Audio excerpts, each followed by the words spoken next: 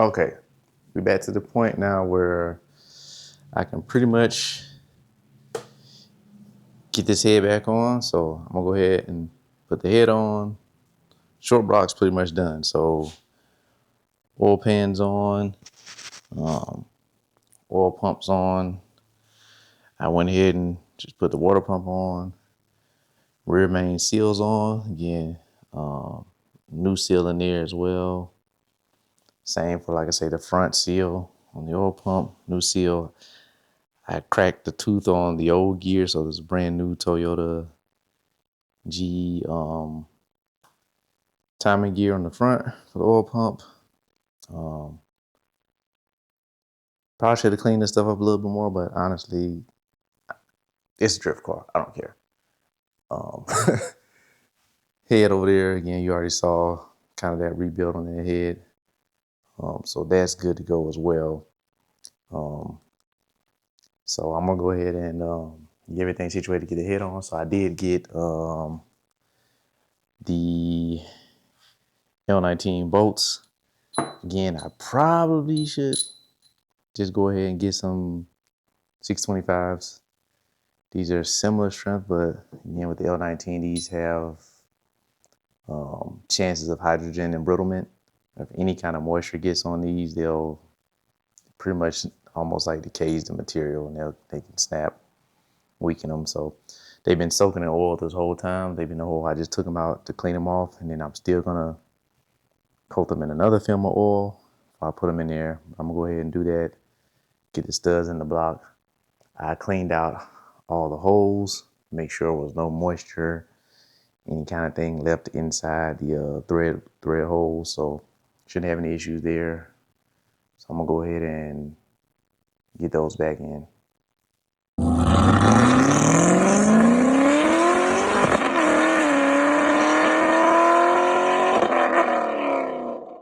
All right. So I already told you all about the washers in, the stock washers.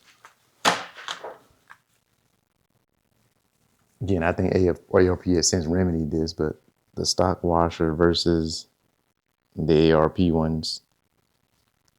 So I actually ordered a set of stock washers as well.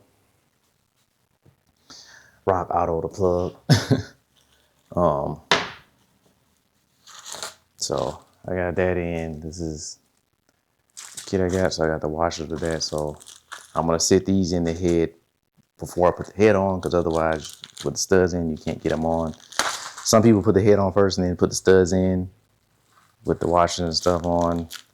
I probably should have done it that way, but this is how I did it last time, so I kind of forgot. But like I said, it's been a while since I built this engine, so I'm kind of like looking back at old stuff I did, old videos, trying to remember what I did, how I did it, seeing maybe there was some mistakes I made, some I could have done better. So this is how I'm gonna do it.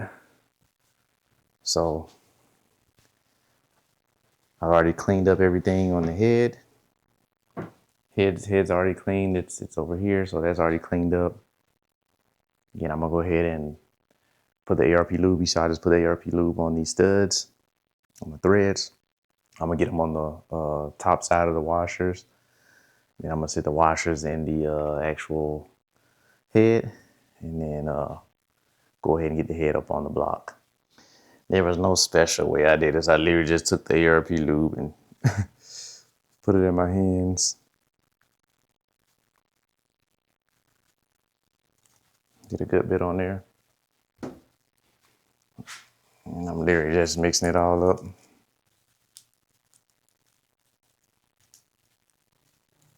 That's kind of how I did it.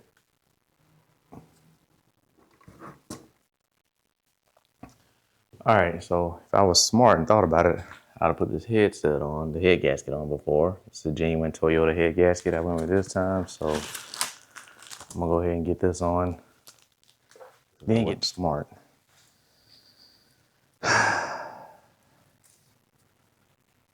Oil holes in the back. So this needs to be lined up with that.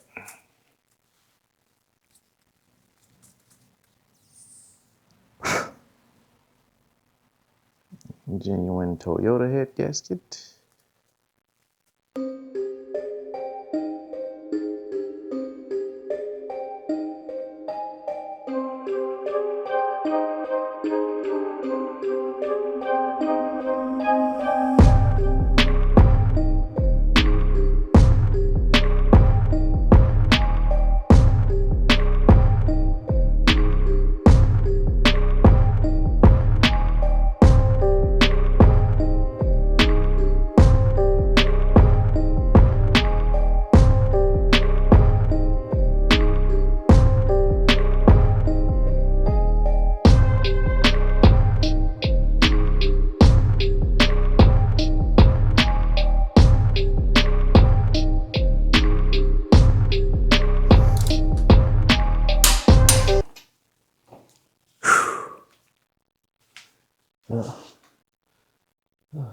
Nice work.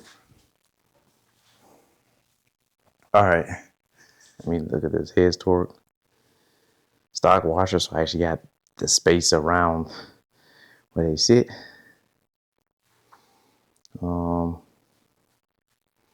Should be good to go. I'm actually put these spark plugs back in just so I can cover these holes. But everything's clean. Like, I'm happy with this.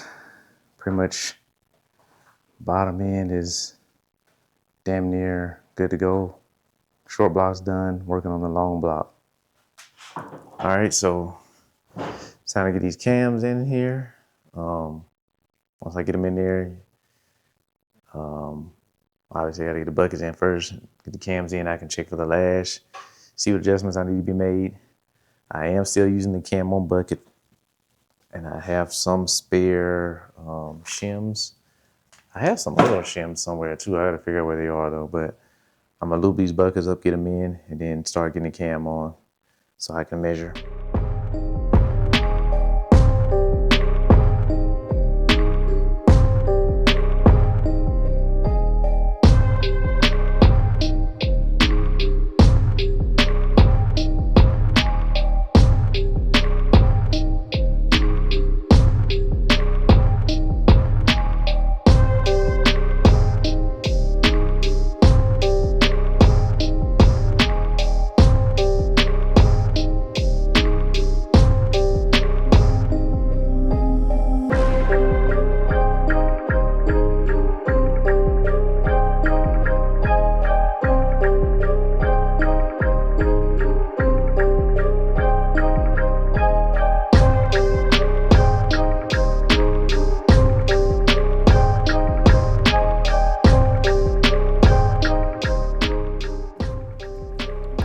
Okay, so here we are.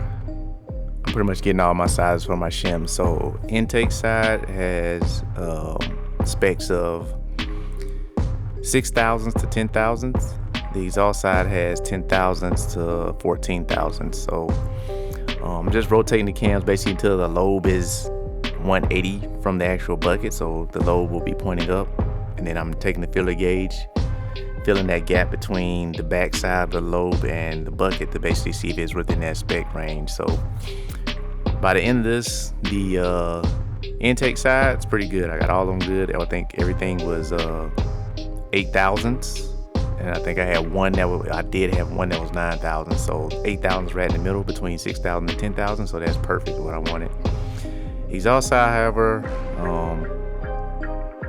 by the end of this, I basically ended up needing to buy extra shims. There was too much gap, and I have a bunch of spare shims. That's what I'm doing here, kind of remeasuring my spare shims, making sure what the sizes are. So when I pull out the buckets now and measure the exhaust shims that are already in there, I can see kind of what shim I have in there already, and then what I have available to swap out to try to make up that size. So I ended up not having enough to get the distance, so I ordered some.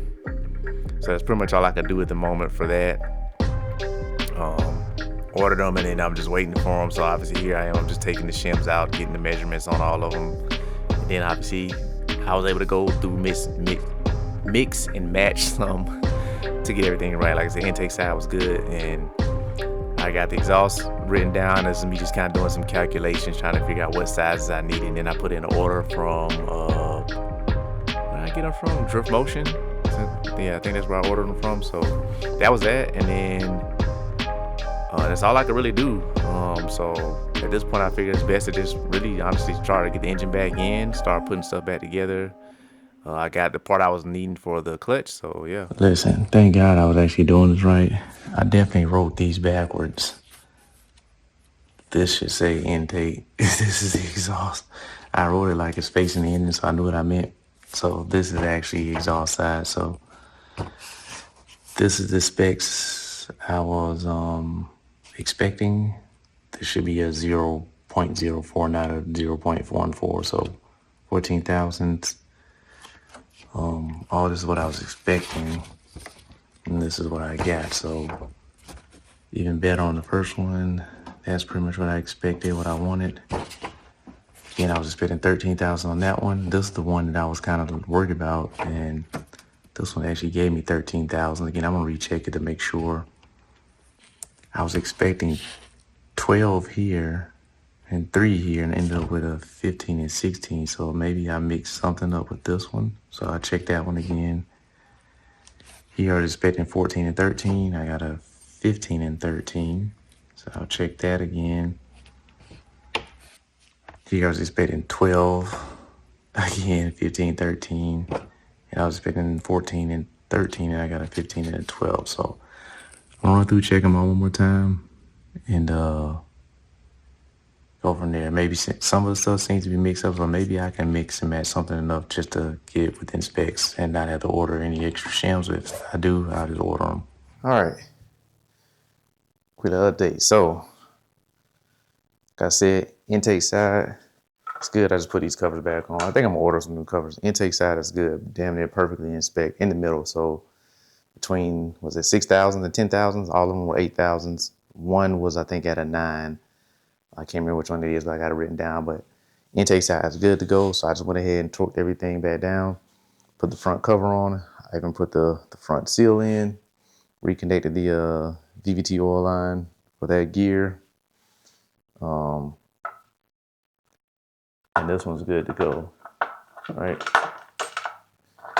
How did it let me get this off but not get it back on with this? I got this cap back here. Cool. I'm just doing that to kind of cover this up. I'm just doing nothing with it at the moment. I may have to trim that anyway. If you see, I kind of messed up this tap. So it's kind of at a slight angle on my water outlet. Pretty sure I did the same thing on the last one too. So, but it is what it is. It's in there. But yeah, I got that at a slight little angle. But I'll trim that valve cover if I have to. Anyway, and then obviously this side still not done. Again, I'm just covering this up for now. Trying to keep it covered. Everything else is good to go. Like, I'll probably actually go ahead and put the VVTi gear on there. I'm trying to figure out what can I do right now. I'm waiting for that. I ordered some shims that I needed. I'll probably go ahead and put the VVTi gear on this one, crank it down, torque it. That'll be set. Intake side be good to go. Waiting on this one, they're on the way. I got a couple figured out. So 1 cylinder, I just need shim here. 2 should be good. I need 1 shim for 3s, 2 here, 1 for number 5, and then 2 for there. Most of them were too loose, so I had to get some bigger shims. That's good. What else can I do? I don't want to do too much before I put the engine back on, but I actually probably will go ahead and at least, I don't know, I don't want to put the engine at top dead center right now while I'm doing all this stuff with the cam, so that's why I kind of got it out of sync. I think this should be my top dead center line here. I just need to line it up with that dot right there. Paint stuff's kind of chipped off, but I don't care. I'll probably go ahead and put my tensioner bracket back on. What else? I'm gonna just do whatever I can. So what I think I'm gonna do is I can really try to get the engine back into the car. I sprayed this stuff down yesterday with some cleaner, so I'm gonna actually put my pressure washer out, try to clean this engine bay out a little bit. I'll get the trans out, clean that too. And then I was waiting for, so the clutch, I'll show you guys this. Hold on, let me get this out. I do have to clean the clutch up and stuff. That's probably what I'll do. All right, so here's the clutch. This is the flywheel side. Doesn't look too terrible. You notice I have 2 studs missing. When I went to take those off, the nut wouldn't come off. It actually ended up taking the stud out. These were Loctited on too. And then as you see that when I finally did get the nut out, I tried heat, WD-40, all that, it just ended up just pulling the threads right off. Not quite sure what caused that, but both of them were the same. I never even got this bolt off. this nut off, so I couldn't even figure out how to get that one off. But that was pretty much my only issue. I was waiting for that. I went to, this is a McLeod. I'm not exactly sure how to say it, so I apologize. I'm saying it wrong. This is one of their clutches. I went to their website, see if they had hardware. They have hardware on it, but they only have the bolts. So I contacted them, and they actually sent me a free set of new studs, the bolts, or the nuts, the studs, washers, all that.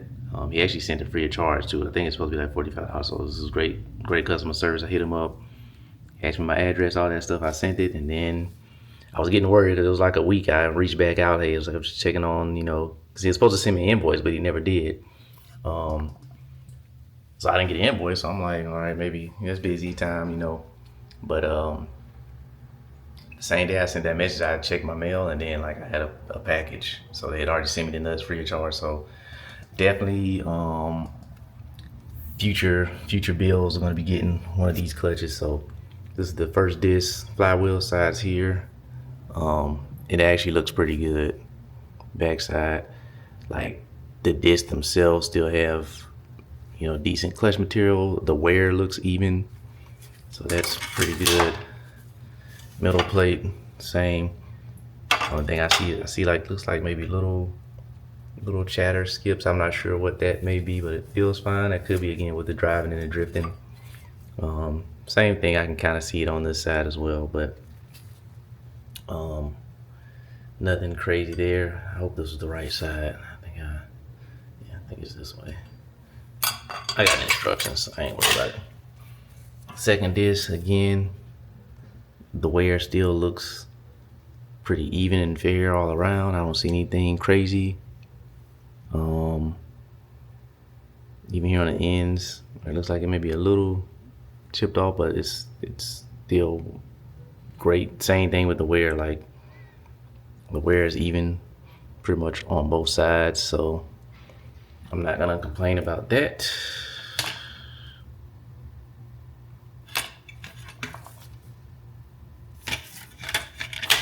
I'm trying to make sure I put this on here the right way.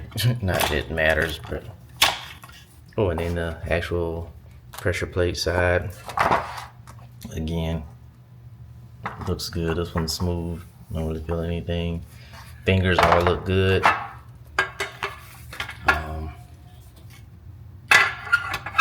I don't see any issues with this worth concern, so definitely gonna clean this up, obviously, and then we'll start getting it back together. So once I do that, honestly, I just have to get the engine off the stand. I do need another pilot bearing. I have it, so I had to pull that pilot bearing out, put the new one in. Got the trans down here again, clean that up as well. So I end up pulling the engine off once I get the clutch and stuff cleaned up. Get the flywheel, all that put on in the clutch pack. And then I made it back to the trans, and really after that I can actually put that back in. I actually cleaned the engine bay out a little bit as well, nothing crazy, but I can really put that in because I don't need the engine to be out to do the shims that I'm waiting for. And then I really can go start connecting everything, and after that I'll just really be waiting for the shims. And once that last shim comes in, I can put that in. Again, I have to put the balancer on, all that stuff, and time it, but that's pretty easy. I can do all that in the engine, so I think that's the plan.